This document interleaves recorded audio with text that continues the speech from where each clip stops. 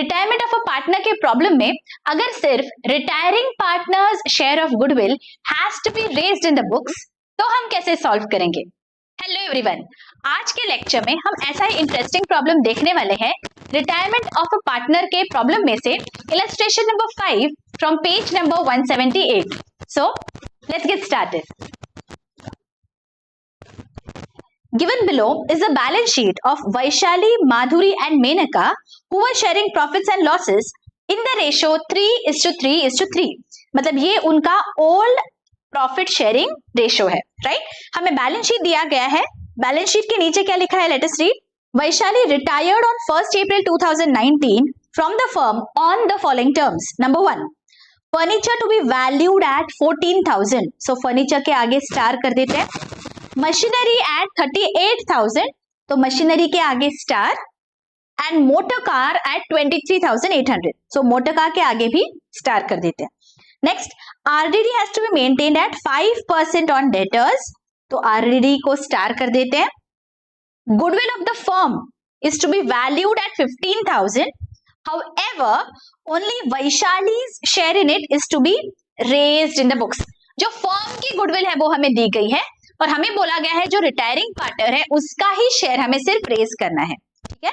And last, a part payment of 10,000 to be made to Vaishali and balance to be transferred to her loan account. Prepare profit and loss adjustment account, partners capital account and balance sheet of the new firm. तो हम सब formats बना लेंगे और जब भी हमें balance sheet बनाना होता है व्हाट डू वी डू, जो एग्जिस्टिंग बैलेंस शीट है उसके items one by one we are going to transfer in the new balance sheet, ठीक है। तो यहाँ पे एसेट्स में देखते हैं, सबसे पहले क्या है? कैश है 19,500। नाउ वी नो एडमिशन और रिटायरमेंट में हम क्या करते हैं, कैश के लिए हम अलग से वर्किंग नोट बनाते हैं बच्चों, राइट। तो यहाँ पे मैं working note WN number 1 cash 19,500 लिख रही हूं और बैलेंस शीट में मैं एसेट साइड पे कैश लिख दूंगी, but I am not going to write down the amount right now, ठीक है। जब वर्किंग नोट हो जाएगा कंप्लीट उसके बाद मुझे वो अमाउंट वहां पे लिखनी होगी, तो मैं यहाँ पे टिक कर देती हूँ। नेक्स्ट, डेटर्स है 16,000 पे लेस आरडीडी 2,000, तो यहाँ पे मैं बैलेंस शीट में लिख लेती हूँ debtors less RDD 16,000 less RDD 2,000। Okay, आगे फर्नीचर 15,000, मशीनरी 40,000, तो एसेट साइड पे चलते हैं। यहाँ पे अगेन फर्नीचर 15,000, मशीनरी 40,000। ओके, आगे मोटर कार 25,000, यहां पे लिख लेते हैं motor car.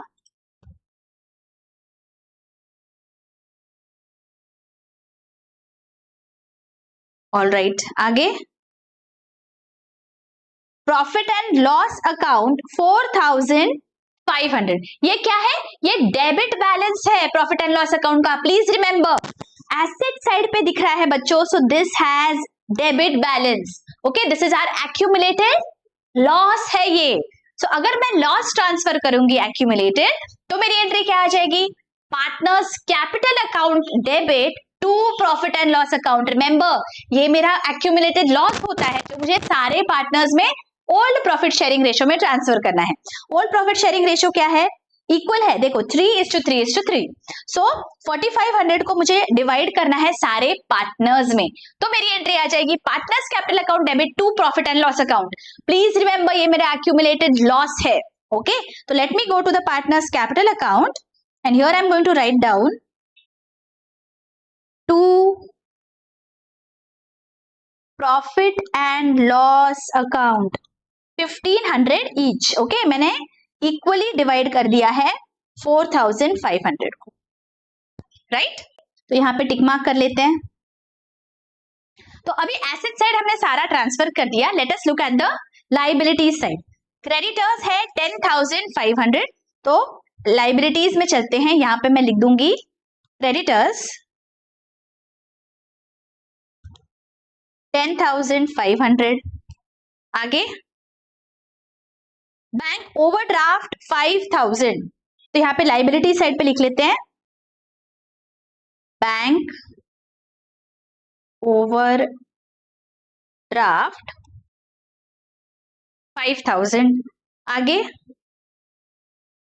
General reserve 12,000, again ये क्या है, this is my accumulated profit, so this again I have to transfer among all the partners in the old profit sharing ratio. Old profit sharing ratio is equal, तो ये जो general reserve है this will be transferred 4,000 each among all the three partners. तो यहाँ पे partners के capital account में credit side पे I am going to write down by general reserve.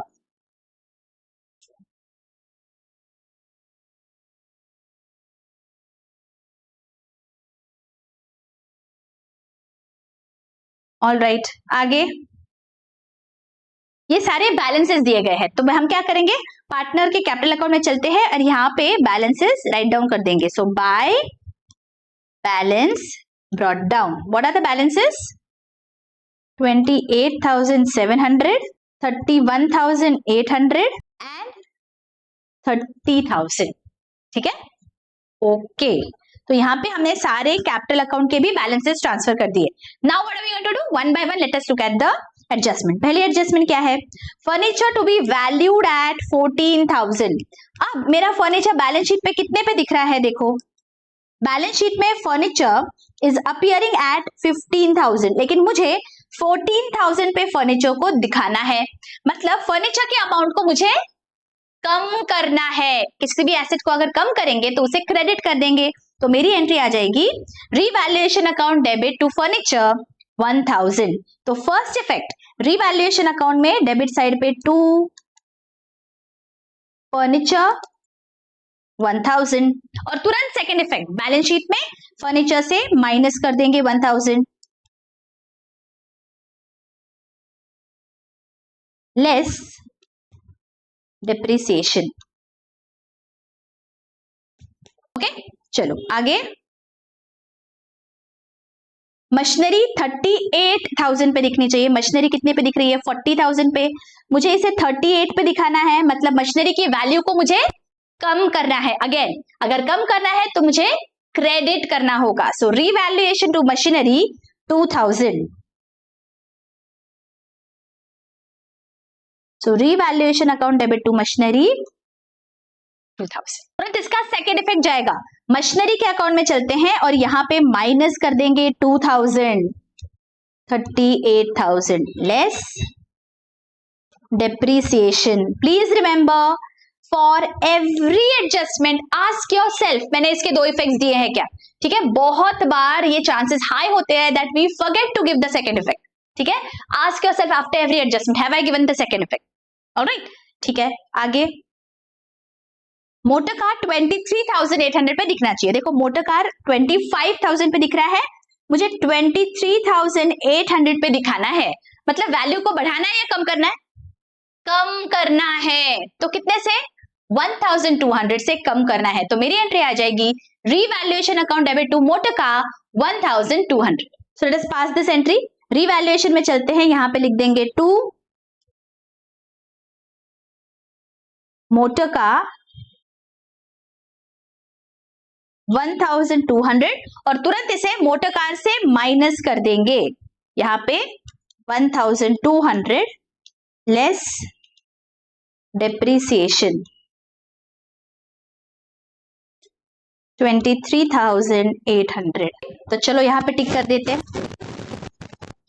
Next RDD has to be maintained at 5% on debtors, debtors कितने पे दिख रहे हैं, देखो please remember now this becomes very tricky, because जब हमें डेटर्स पे आरडीडी कैलकुलेट करना है we don't know which amount to consider, always remember हमें ग्रॉस जो अमाउंट दी है उस पे हमें आरडीडी प्रोवाइड करना है, ग्रॉस इज हाउ मच 16,000, ये जो 14,000 है इस पे मुझे नहीं कैलकुलेट करना है, ओके प्लीज रिमेंबर दिस, तो 16,000 पे I am going to calculate my RDD, यहाँ पे बोला है 5% on debtors, so my calculation will be 5% of 16,000 that is 800, this has to be my RDD, please remember this, कितना चाहिए मुझे RDD सिर्फ 800 चाहिए। कैसे कैलकुलेट किया? ग्रॉस अमाउंट का 5% लिया है, लेकिन नाउ मेरा आरडीडी दिख रहा है 2000 पे, मुझे आरडीडी दिखाना है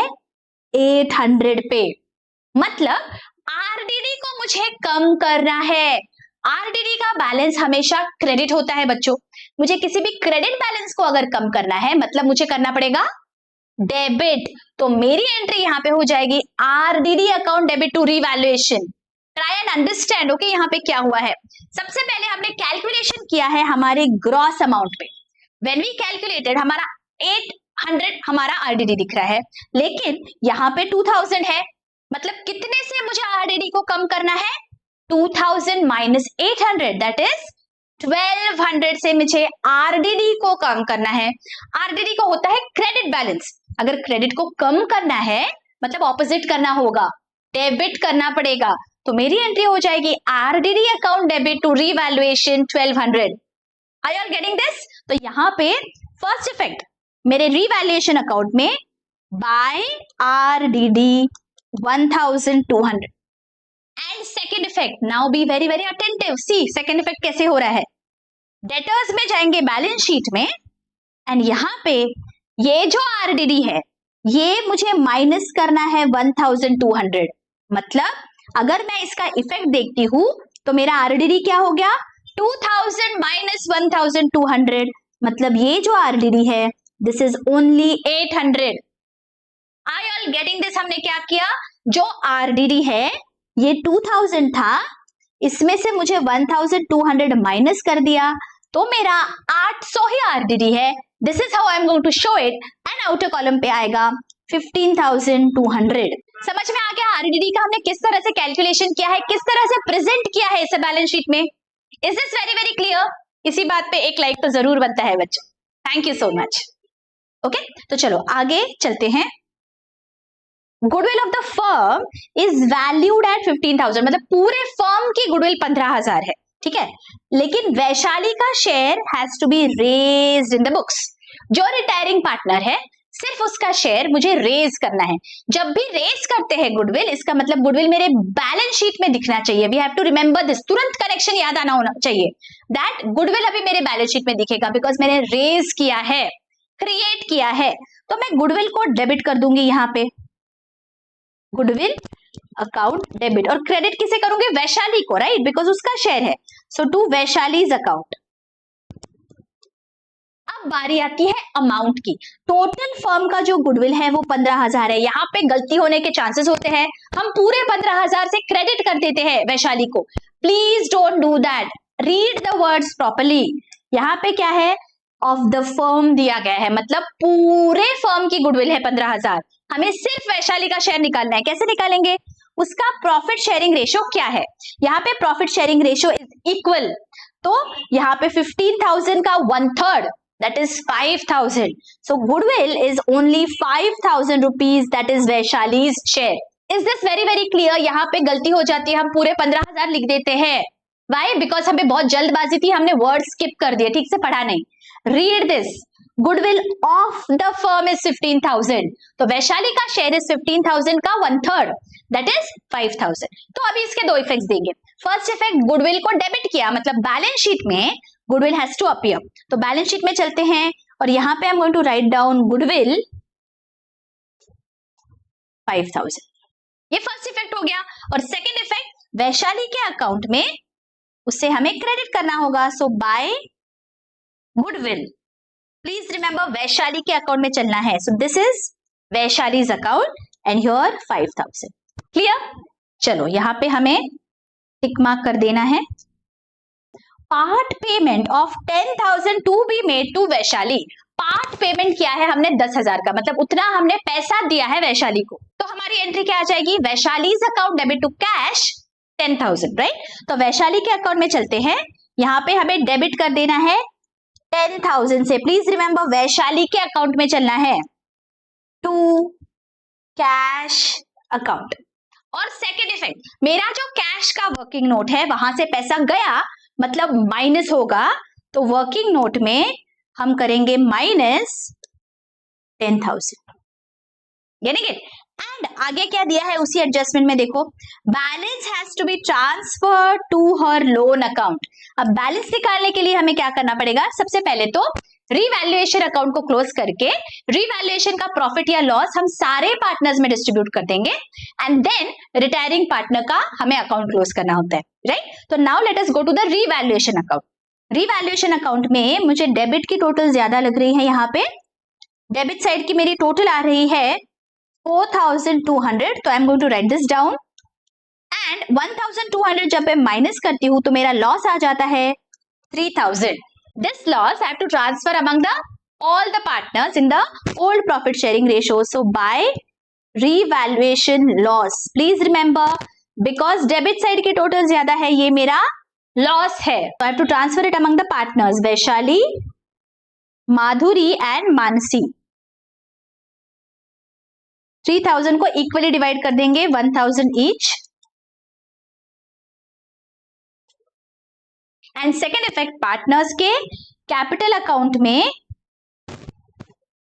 डेबिट साइड पे आएगा 1000 because this is my loss, please remember debit में आएगा टू रीवैल्यूएशन। अब क्या बचा, बस अब रिटायरिंग पार्टनर का हमें पहले अकाउंट क्लोज करना होता है। Who is the retiring partner, Vaishali is the retiring partner. So Vaishali के अकाउंट को क्लोज करेंगे। Let us find out what is the balance. Okay, so credit side की मेरी टोटल आ रही है 37,700। I am going to write this down और सारे डेबिट अमाउंट्स माइनस करने के बाद मेरा बैलेंस आ रहा है दिस इज 25,200। अब ये जो रिटायरिंग पार्टनर का बैलेंस है इसका हमें क्या करना है, let us see what has been given.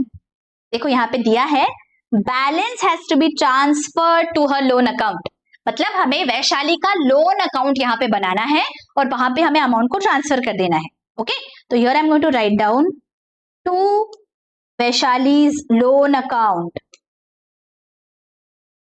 जब भी कोई भी पार्टनर रिटायर होता है बच्चों, उसका जो बैलेंस है that we have to repay because he is no more our partner. तो if we are unable to repay the entire amount, हम जो भी बैलेंस बचता है वो लोन अकाउंट में ट्रांसफर कर देते हैं। Now it is a loan, मतलब it is a liability of the firm, तो ये बैलेंस शीट के लाइबिलिटीज में दिखेगा। तो बैलेंस शीट के लाइबिलिटीज में चलते हैं, यहाँ पे लिख देंगे Vaishali's loan account 25,200। Please remember to give this effect. Okay, loan account आपका लाइबिलिटीज में दिखना चाहिए। अब हमारे जो कंटिन्यूइंग पार्टनर्स है माधुरी और मानसी, इनके बैलेंसेस भी फाइंड आउट कर लेते हैं। यहाँ पे मेरी क्रेडिट साइड की टोटल आ रही है 35,800, तो मैं यहाँ पे लिख देती हूँ एंड दिस इज 34,000। ओके, अब मैं डेबिट साइड के अमाउंट्स माइनस करके फाइंड आउट करूंगी बैलेंस। तो यहाँ पे I am going to write down to balance carry down 33,300 and 31,500। These are my balances in the continuing partners capital accounts. तो continuing partners का जो बैलेंस है वो कहाँ दिखेगा, मेरे बैलेंस शीट में कैपिटल अकाउंट में दिखेगा। तो here I am going to write down capital account Madhuri and Mansi amounts 33,300 and 31,500। क्या हो गया, अभी सारे हमने बैलेंस शीट में आइटम्स के टोटल्स लिख दिए हैं। अब बस एक ही अमाउंट बाकी है, वो कौन सी है, हमारे वर्किंग नोट में कैश अकाउंट। सी यहाँ पे what is this balance, this is 9,500। This is going to appear in my balance sheet on the asset side. यहाँ पे 9,500 लिखना है। अब मैंने सारे आइटम्स ट्रांसफर कर दिए। Now I am going to see what is the total. Okay, तो यहाँ पे मैं टोटल कर लेती हूँ। मेरी टोटल क्या आ रही है 1,05,500। 1,05,500। Is this very very clear? क्या ये प्रॉब्लम बहुत अच्छी से समझ गया बच्चों आपको? अगर कोई भी डाउट है please feel free to ask in the comment section. I am definitely going to solve all your queries. I want all my students to have complete conceptual clarity. Okay, हमें मग अप नहीं करना है बच्चों। हर एक adjustment का मैं आपको अच्छी से सिंपल लैंग्वेज में सारा एक्सप्लेनेशन देती हूँ conceptually, because I want all my students to have a very strong conceptual framework. Okay अगर कोई भी डाउट है आप मुझे बेझिझक पूछ सकते हो, और अगर बहुत अच्छे से लेक्चर समझ रहे हैं don't forget to hit the like button, और मुझे कमेंट सेक्शन में जरूर बताइए बच्चों कि आपको लेक्चर्स कैसे लग रहे हैं। Your comments motivate me to keep continuing uploading such lectures, and do consider sharing these lectures with your friends and colleagues as well. मिलती हूँ आपको नेक्स्ट लेक्चर में, till then take care, bye bye.